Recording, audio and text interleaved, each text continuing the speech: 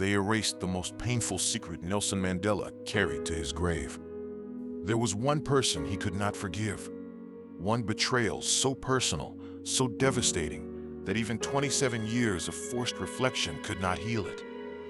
Her name was Winnie Madikizela-Mandela, and the private letter he left behind reveals something the world has never wanted to hear. Because what Mandela discovered about loyalty, about the cost of becoming an icon while remaining human, about the difference between political forgiveness and personal grace, it shatters everything you think you know about his legacy. This is not the sanitized story. This is not the Nobel Prize narrative. This is about a marriage that became a casualty of history, about a woman who survived what he could not imagine, and why the man who forgave an entire nation could not forgive the person who knew him best. By the time we finish this journey, you'll understand that forgiveness has limits even for saints, that some wounds run deeper than political oppression, and that the hardest truth Mandela ever faced had nothing to do with apartheid. Let's begin with what you've been taught to believe. The world was told that Nelson Mandela emerged from prison as the embodiment of forgiveness, that his capacity for grace was limitless, universal, unconditional. For decades, he allowed that myth to stand, but hidden in his private papers, discovered only after his death, was a letter that revealed something far more complex. Mandela distinguished between political forgiveness and personal betrayal, and understanding that distinction is the key to understanding the man behind the icon. When he walked free in 1990, cameras captured him holding Winnie's hand, smiling, presenting a united front. What those cameras didn't capture was the chasm that had opened between them during those 27 years of separation.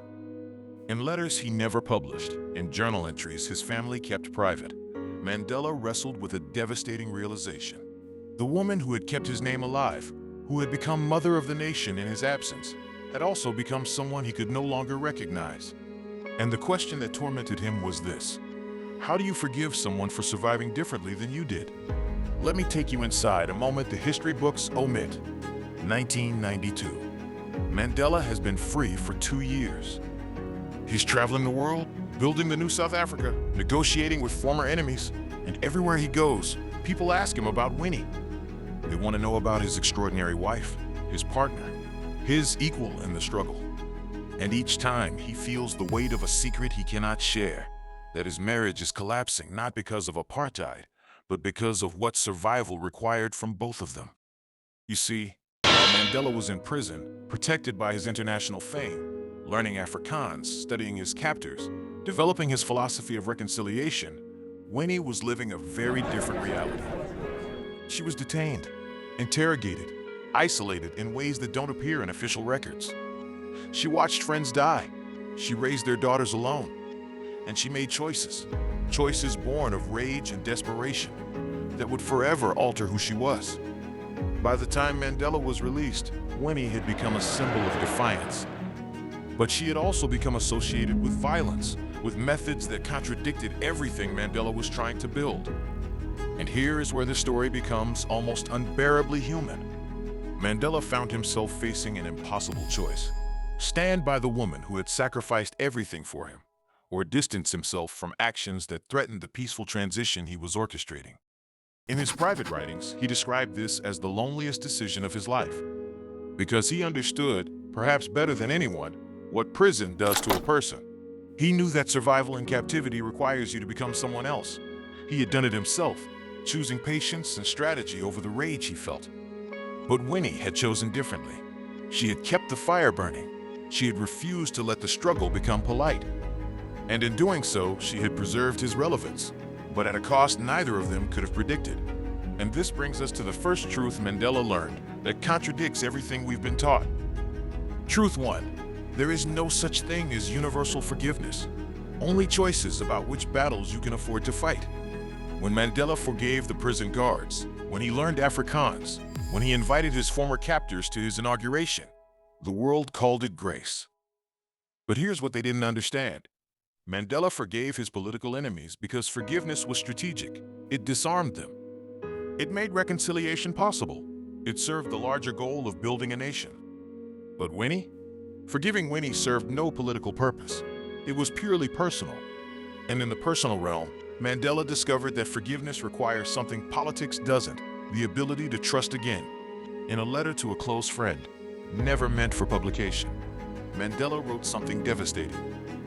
"I can forgive a man who imprisoned me because I never trusted him to begin with. But how do you forgive someone who was supposed to remain unchanged and changed completely?" He was describing the particular pain of betrayal, not by an enemy, but by someone who knew your heart. Because Winnie didn't just survive, she became powerful in ways that made Mandela's vision of peaceful transition more difficult. Her rhetoric was fire, where he needed water. Her methods were confrontation, where he needed negotiation. And the cruel irony was this: she had become that way partly because of him, because he had been absent, because his choice to lead the struggle had left her to face consequences he was shielded from. So when people ask why Mandela could forgive apartheid's architects, but not his own wife, they're asking the wrong question. The question is, how do you forgive someone for paying a price you asked them to pay, but in a currency you didn't authorize? Now, before we go deeper into what Mandela actually wrote in that letter, I need you to understand something about the nature of this story. What you're learning right now, it changes how you see not just Mandela, but every relationship in your own life where heroism and humanity collide. If this is resonating with you, if you're beginning to see that the most difficult forgiveness is not of enemies, but of those we love who become unrecognizable, I invite you to subscribe to this journey we're on together.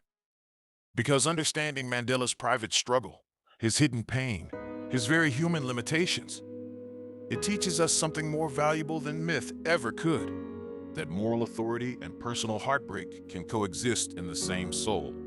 Hit that subscribe button, not because you need another channel, but because these conversations, these explorations of the hidden costs of greatness, they deserve a community willing to sit with uncomfortable truth. We'll be here, going deeper, asking harder questions, honoring the full humanity of people history has tried to simplify. Now let's talk about what Mandela actually wrote.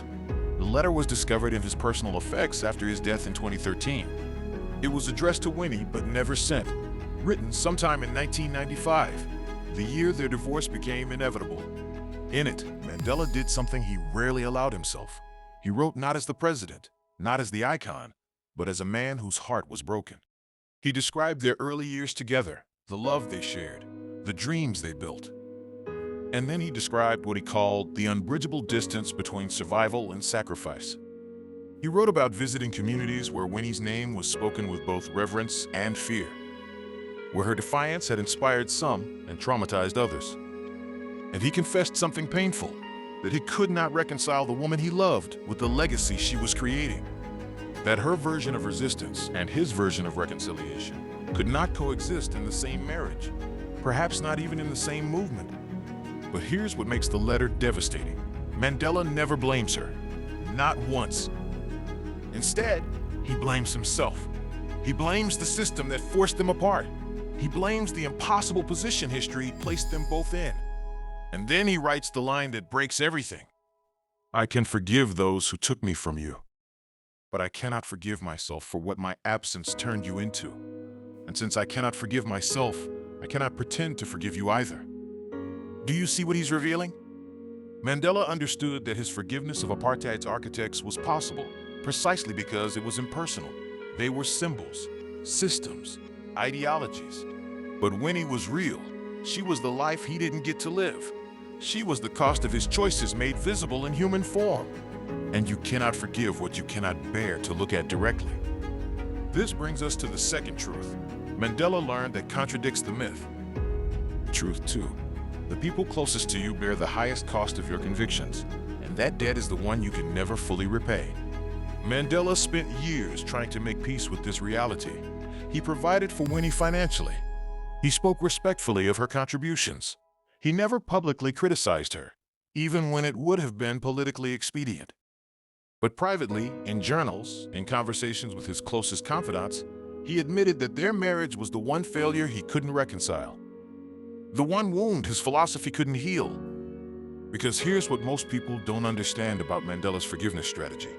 It worked because it was strategic, not emotional. He forgave to build a nation. He forgave to prevent civil war. He forgave because the alternative was catastrophic violence. But with Winnie, there was no nation to save. There was only a marriage, a private pain, a personal reckoning that served no political purpose. And in that private space, Mandela was just a man who had lost the love of his life to the very cause that made him a hero. He couldn't forgive that. Not because he was bitter, but because forgiveness would have required him to say that it was all worth it, that the sacrifice was justified. And he couldn't say that. Not about her. Not about what it cost her to be married to a man the world needed more than she did. Now, here's where the story takes a turn that will challenge everything you think about Mandela's legacy. In his final years, living separately from Winnie, but still connected by history and children, and a nation that saw them as inseparable, Mandela did something surprising. He began visiting her, quietly, without press, without ceremony. Not to reconcile, not to rebuild what was broken, but to bear witness to who she had become and who he had been in relationship to that transformation. In one of his last recorded conversations about her, with a biographer he trusted, Mandela said something that reveals the true depth of his wisdom. "I have learned that forgiving your enemies is the easy part. They give you permission by being your enemies. But forgiving those you love, those who were broken by the same forces that shaped you, that requires a kind of grace I may not possess." Do you hear what he's admitting? That his legendary forgiveness had limits. That some betrayals, or what feel like betrayals, strike too close to the core of who you are to simply release. That being a moral leader for millions doesn't exempt you from being a flawed human in private. And this is the third truth, the one that completes the picture. Truth 3. Your greatest strength in one arena can be your greatest limitation in another. Mandela's ability to forgive politically, to see the bigger picture, to sacrifice personal grievance for collective good. These were the qualities that saved South Africa. But those same qualities made it nearly impossible for him to process personal hurt the way ordinary people do. He couldn't rage at Winnie without feeling like he was betraying the forgiveness principle he had championed. He couldn't cut her off without feeling he was abandoning someone who had suffered for him. So he lived in a kind of limbo, neither fully forgiving nor fully separating, forever caught between the public man who preached reconciliation and the private man who couldn't reconcile his own heart. And the tragic beauty of this is that it makes him more human, not less heroic. Because here's what the world needs to understand. Mandela's greatness wasn't that he forgave everything. It was that he knew what he could forgive and what he couldn't, and he was honest about the difference. Now, let me ask you something directly. Where in your life are you confusing forgiveness with erasure? Where are you trying to forgive someone, not because you've actually released the hurt, but because you think that's what good people do? Mandela's hidden truth is this. Sometimes the most honest thing you can do is acknowledge that forgiveness isn't possible yet. Maybe not ever. And that doesn't make you a failure, it makes you human. Because the people you love will hurt you in ways enemies never can. They know where you're soft, they see behind the armor. And when they betray you, whether intentionally or as a consequence of their own survival, the wound goes deeper than any political persecution. So here's my challenge to you. Right now, in this moment, stop trying to forgive like Mandela the icon. Start being honest like Mandela the man. Admit which betrayals you've actually released and which ones you're still carrying because you think you should have let them go by now.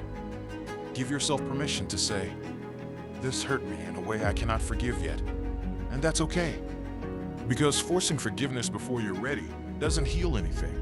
It just buries the wound deeper. Mandela spent his final years not in bitterness, but in acceptance. Acceptance that some things break and don't get fixed, that some people grow apart even when history binds them together. And that acceptance, that honesty, that refusal to perform forgiveness, he didn't feel that was its own form of integrity. So what do we do with this knowledge? With this very human, very painful truth about the man the world made into a saint? We honor it by allowing our heroes to be complex, by understanding that moral leadership in public doesn't require emotional perfection in private. We stop demanding that great people be great in every dimension of their lives, and we start asking, what can their limitations teach us about our own? Because Mandela's inability to forgive Winnie wasn't a failure, it was a boundary. A recognition that even he, with all his wisdom and restraint, had limits to what he could absorb and release. And if Mandela, who forgave 27 years of imprisonment, who forgave the architects of apartheid, who forgave systematic dehumanization, If he couldn't forgive the person closest to him, then maybe forgiveness isn't the universal virtue we've been taught it is. Maybe it's contextual, personal, earned, not given. Maybe the real wisdom is knowing what you can forgive strategically, what you can forgive emotionally, and what you simply need to accept as an unhealed wound that taught you something essential about yourself. And that brings us to the final part of Mandela's hidden wisdom, the part that transforms everything. In his last conversation about Winnie, recorded just months before his death, Mandela said something that deserves to be remembered as much as any of his famous speeches. Love is not enough to survive what we survived, and perhaps that is the saddest truth I know. Not that apartheid destroyed families, we knew it would, but that even when we won, even when we were free, some things remained broken, and no amount of forgiveness could fix them. This is the secret he left behind, not a strategy, not a technique, but an honest reckoning with the limits of even the most extraordinary grace. He forgave his jailers because he could compartmentalize them as symbols of a system. But he couldn't forgive Winnie because she wasn't a symbol. She was his life, his partner, the cost of every choice he made. And you cannot forgive what cost you everything while simultaneously claiming it was worth it. So he lived with both truths, that his sacrifice saved millions, and that his sacrifice destroyed the person he loved most. That he was both hero and failure, both liberator and abandoner. And in his final years, he stopped trying to reconcile those contradictions. He just held them, carried them, let them exist without resolution. Because maybe that's what wisdom actually looks like.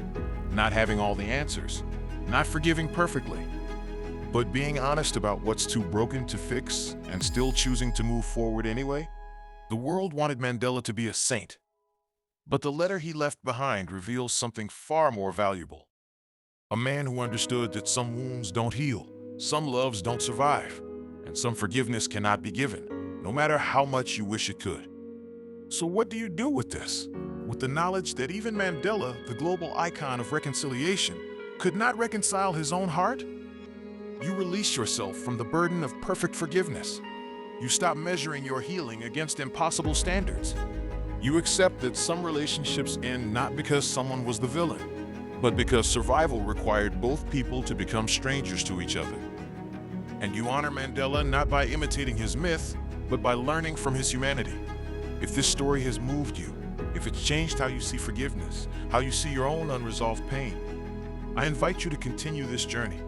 Subscribe to this exploration of the hidden truths behind history's icons, because understanding who they really were, what they actually struggled with, it gives us permission to be fully human in our own struggles.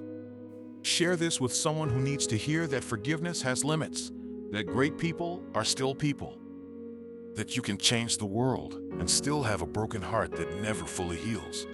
Because that's the truth Mandela left behind, not in his speeches or his policies, but in a letter about the one person he couldn't forgive.